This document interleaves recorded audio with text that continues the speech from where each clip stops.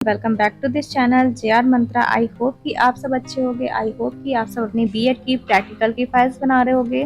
तो अगर आप बना रहे हो असाइनमेंट की फाइल और आपको कोई भी डिफिकल्टी हो रही है, सो डोंट वरी। आज के इस वीडियो में मैं बताने वाली हूँ कि आप किस तरीके से बनाएंगे अपनी असाइनमेंट की फाइल बीएड फाइनल ईयर में। तो देर ना करते हुए चलिए हम स्टार्ट करते हैं हमारी आज की ये फाइल।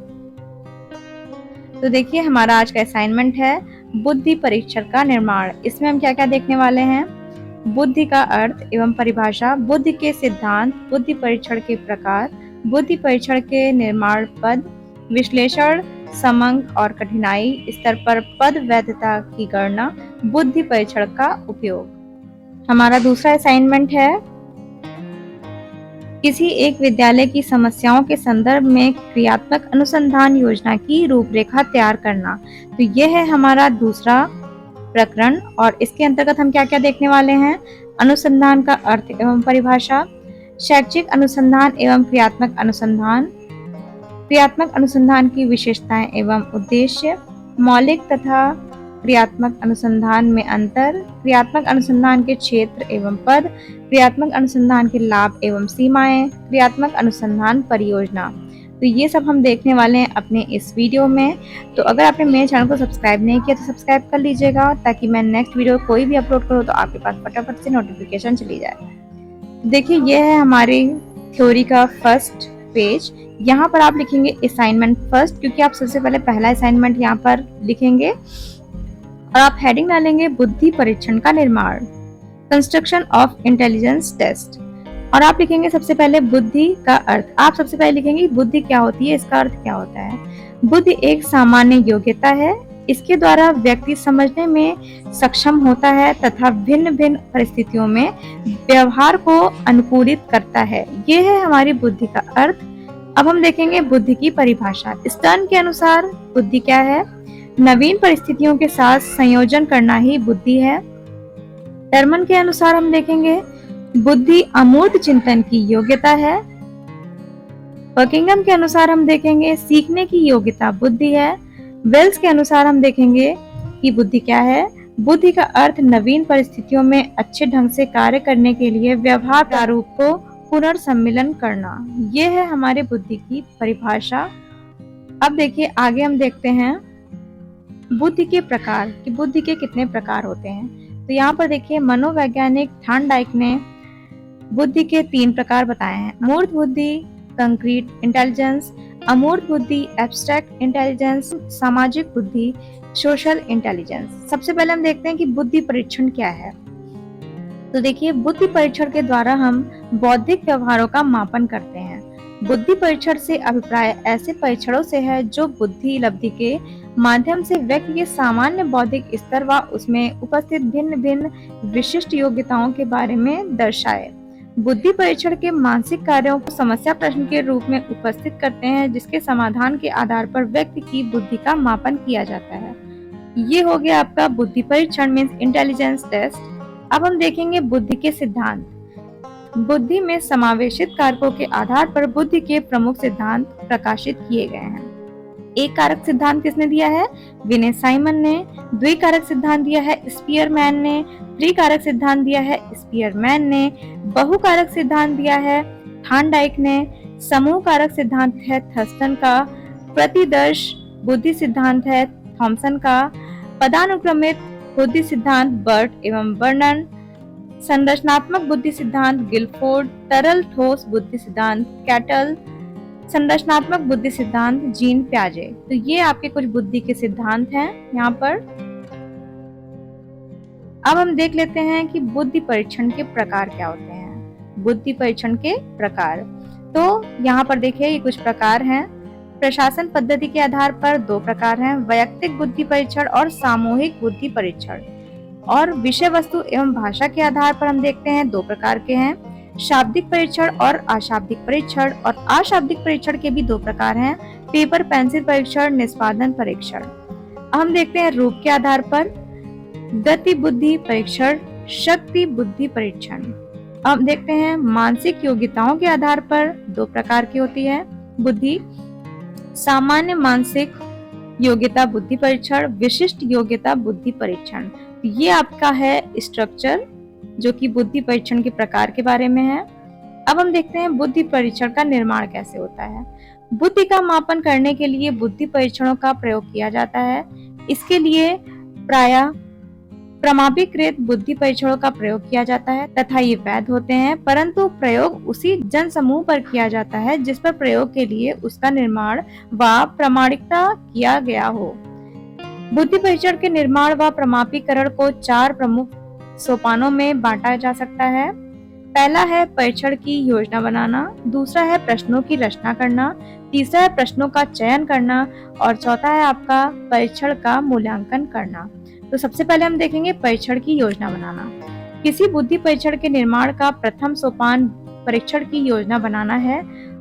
यह परीक्षण विधि का सर्वाधिक महत्वपूर्ण सोपान है जिसमें परीक्षण के संबंध से विभिन्न निर्णय लिए जाते हैं, जैसे परीक्षण के प्रकार, मानसिक कार्यों की प्रकृति, समयावधि, प्रशासन एवं अंकन विधि आदि का निर्धारण इसी सोपान में किया जाता है। बुद्धि परीक्षण के विभिन्न रूप, इसमें सम्मिलित किए जाने वाले विभिन्न प्रकार के प्रश्न तथा मानसिक कार्यों की सारणी निम्नलिखित है। बुद्धि परीक्षण के विभिन्न देखिए रूप होते हैं। शाब्दिक व्यक्तिगत बुद्धि परीक्षण, शाब्दिक सामूहिक बुद्धि परीक्षण, अशाब्दिक व्यक्तिगत बुद्धि परीक्षण, अशाब्दिक सामूहिक बुद्धि परीक्षण, पूर्ति के प्रकार के प्रश्न, चयन प्रकार के प्रश्न, निर्देश प्रश्न और निष्पादन प्रश्न।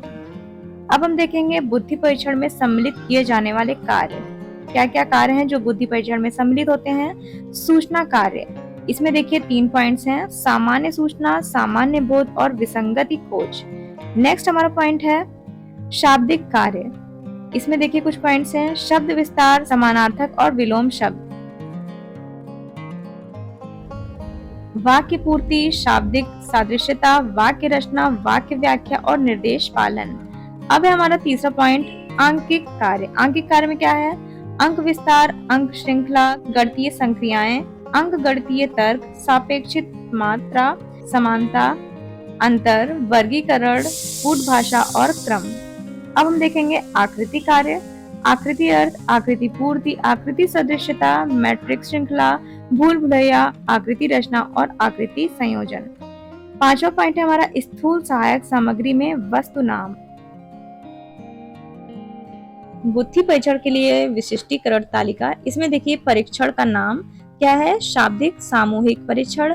आयु वर्ग है 10 वर्ष, बालक या बालिका। प्रश्नों की संख्या 80 और समयावधि है 2 घंटे की।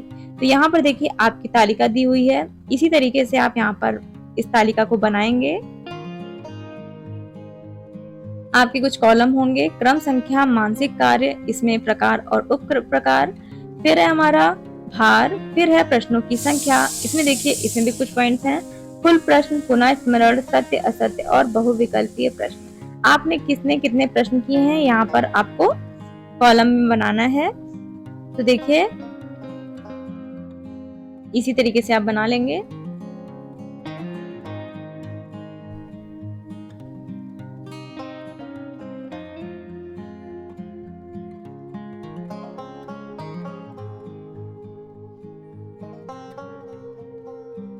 परीक्षण की अंकन विधि को भी इसी सोपान स्तर पर निर्धारित किया जाता है।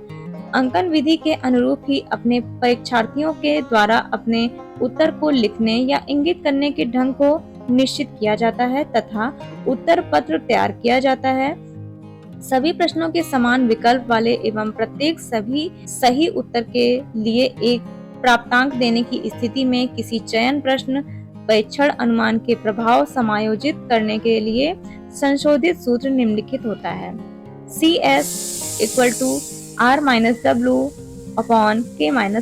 CS मीन्स होता है प्राप्तांक संख्या, कन्वर्टेड स्कोर। R मीन्स होता है आपका सही प्रश्नों की संख्या, W मीन्स होता है गलत उत्तरों की संख्या, K मीन्स होता है प्रश्न में दिए गए विकल्पों की संख्या। अब देखिए हमारा नेक्स्ट पॉइंट है प्रश्नों की रचना करना। बुद्धि परीक्षण के निर्माण का दूसरा सोपान प्रश्नों की रचना करना है। प्रथम सोपान जो विभिन्न निर्णयों को लेने का सोपान था के विपरीत यह कार्यकारिणी सोपान है। इसमें प्रथम सोपान तैयार की गई विशिष्टीकरण तालिका के अनुरूप प्रश्नों की रचना करते समय पहले से उपलब्ध परीक्षणों के अवलोकन प्रश्नों को तैयार करने में महत्वपूर्ण सहायता मिल सकती है।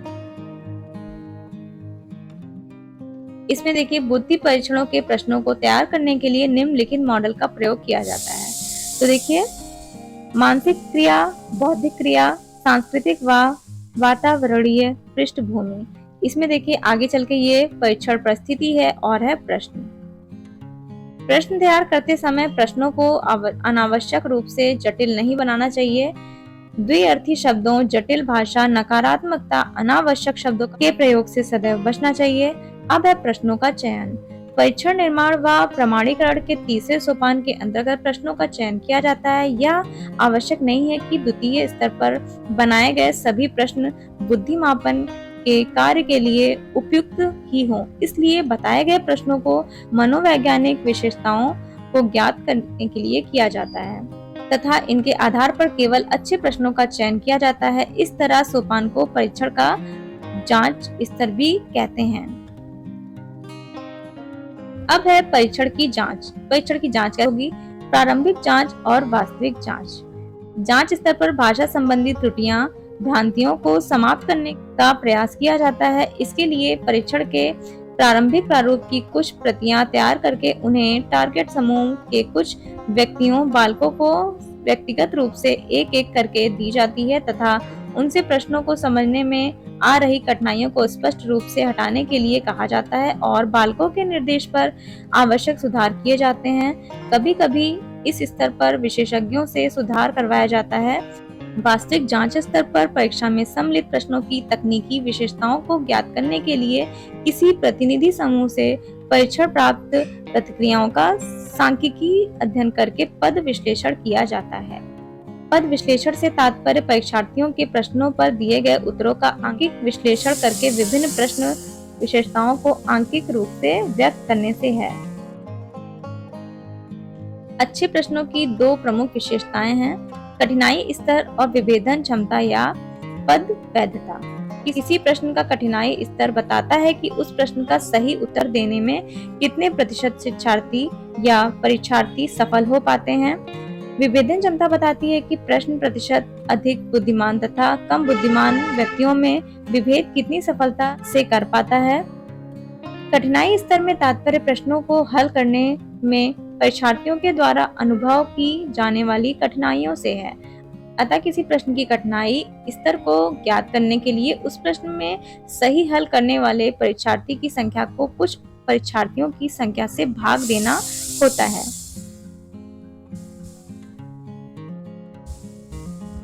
कठिनाई स्तर equal to R upon N। R means होता है सही हल करने वाले परीक्षार्थियों की संख्या, N मीन्स होता है कुल विद्यार्थियों की या परीक्षार्थियों की संख्या। कठिनाई स्तर का मान जितना अधिक होगा प्रश्न उतना ही कम कठिन होगा। कठिनाई स्तर का मान जितना कम होगा प्रश्न उतना ही कठिन होगा। कुछ लोग कठिनाई स्तर के द्वारा कठिनता की मात्रा के प्रयोग की अनुशंसा करते हैं जो प्रश्न की कठिनाई को सीधे सीधे इंगित करता है। कठिनाई स्तर equal to W plus NA upon N। W means होता है प्रश्न को गलत हल करने वाले परीक्षार्थी, NA मीन्स होता है नॉट अटेम्प्टेड और N मीन्स होता है total number of student, means परीक्षार्थियों की संख्या कितनी है। किसी पद पर वैधता ज्ञात करने के लिए परीक्षार्थियों के द्वारा परीक्षण पर कुछ अंकों एवं उस प्रश्न पर प्राप्त अंकों के बीच सहसंबंध गुणांक की गणना की जाती है। पद वैधता इस बात का द्योतक है कि परीक्षण द्वारा मापी जा रही योग्यता का मापन प्रश्न कितनी सफलता से कर रहा है।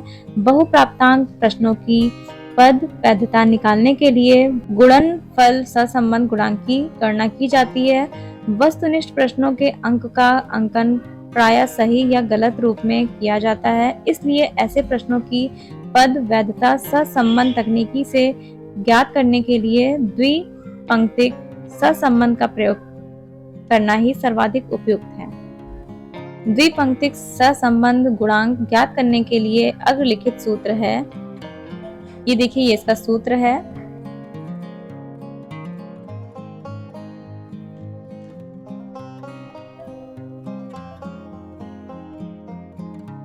आप इस सूत्र को लिख लीजिएगा, इसके इंडिकेशन को लिख लीजिएगा कि मीन्स इसमें जो जो चीजें इंडिकेट की गई हैं उसका मीन्स क्या होता है।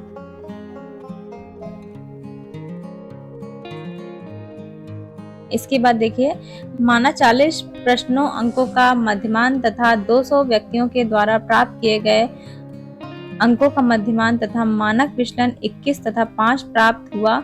पद विश्लेषण से संबंधित आवश्यक सूचनाएं तथा गणनाएं निम्नलिखित सारणी के माध्यम से व्यक्त की गई हैं। इस सारणी के अवलोकन से यह संबंधित तकनीकी से पद वैधता ज्ञात करने की विधि स्पष्ट होती है। स्पष्ट है कि पद विश्लेषण की यह विधि सभी विद्यार्थियों या परीक्षार्थियों के उत्तरों पर आधारित होने के कारण अधिक उचित है। इसके कारण प्रायः परीक्षार्थी निर्माता विशेषकर जिन्हें कंप्यूटर पर गणना की सुविधा उपलब्ध नहीं है, इस विधि के प्रयोग से बचते हैं। प्लेगनन ने उच्च व निम्न समूह में प्रश्नों की सही हल करने वाले परीक्षार्थियों के अनुपात की सहायता से द्विपंक्तिक सहसंबंध चार्ट तैयार किया। इस चार्ट में 27% उच्च 27% निम्न परीक्षार्थियों में प्रश्न सही हल करने वाले अनुपात की सहायता के बिना किसी अन्य गणना की द्विपंक्तिक सहसंबंध ज्ञात किया जा सकता है। परीक्षण का मूल्यांकन करना, यह बुद्धि परीक्षण के निर्माण का चतुर्थ तथा अंतिम सोपान है। इन सोपान के अंतर्गत परीक्षण के अंतिम भाग की तकनीकी विशेषताएं अर्थात विश्वसनीयता, वैधता तथा मानकों का निर्धारण किया जाता है। विश्वसनीयता ज्ञात करने के लिए परीक्षण, पुनः परीक्षण, विधि रूपांतरण, परीक्षण विधि का प्रयोग किया जाता है। बुद्धि परीक्षण के उपयोग। बुद्धि परीक्षण के क्या उपयोग हैं? बुद्धि परीक्षण के निम्न उपयोग हैं: छात्रों का वर्गीकरण करने में, विद्यालयों में प्रवेश देने में, छात्रवृत्ति के चुनाव में, बालकों को पाठ्यक्रम के चुनाव में परामर्श देने में, मानसिक योग्यता के विकास में सहायता प्रदान करने हेतु, व्यवसाय चुनाव में, अनुसंधान में। ये सारे इसके हैं उपयोग। यहाँ पर ये वीडियो मैं एंड करने वाली हूँ क्योंकि जो हमारा नेक्स्ट असाइनमेंट है उसको भी अगर मैं इसी वीडियो में कवर कर देती हूँ तो वीडियो ज्यादा लंबा हो जाएगा। तो नेक्स्ट पार्ट में मैं लेके आऊंगी अपना नेक्स्ट असाइनमेंट जो कि है अनुसंधान के बारे में। तो हम मिलते हैं अपने नेक्स्ट वीडियो में। तो गाइज, अगर आपने मेरे चैनल को सब्सक्राइब नहीं किया, सब्सक्राइब करके बेल आइकन प्रेस करिएगा ताकि जब भी मैं नेक्स्ट वीडियो अपलोड करूँ तो आपके पास फटाफट से नोटिफिकेशन चली जाए। Thank you so much guys for watching this video.